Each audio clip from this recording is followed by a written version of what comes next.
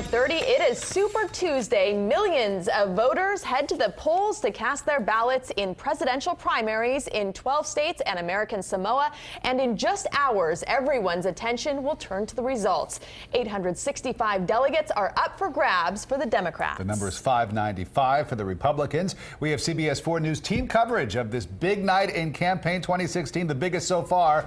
Let's start with CBS 4's Eliott Rodriguez in the control room with more. Eliott. Well, Rick and Rudabeh are supremely confident Donald Trump has 3 events today, and none of them are in a Super Tuesday state. That's a sign of how confident Trump is that this election will go his way tonight. He'll await Super Tuesday results at his home in Palm Beach, while Marco Rubio will be at Tropical Park in Miami after campaigning in Minnesota. Hillary Clinton is also in Miami tonight. All the candidates are covering the map today as they scramble for hundreds of delegates.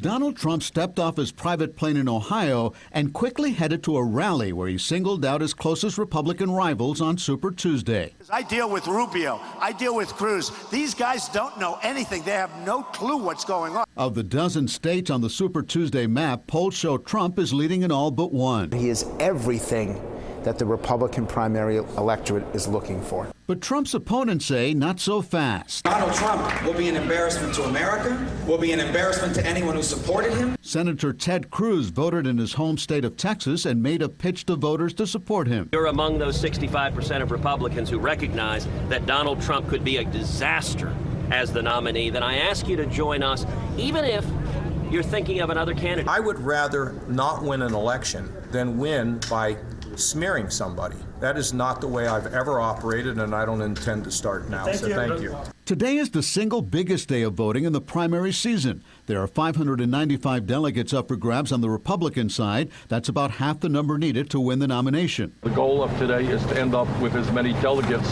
as we possibly can. There are 859 Democratic delegates at stake in 11 states, but Hillary Clinton has a commanding lead in 6 southern states. All we can do is hope people turn out for the primaries and the caucuses, and we just want to do as well as we can. That's why the former First Lady and Secretary of State is in Minnesota, a state Sanders has frequently visited and is hoping to win. Now, if Donald Trump and Hillary Clinton clean up today, they won't have the nominations locked up, but they certainly may look unbeatable. In the control room, Eliott Rodriguez, CBS 4 News.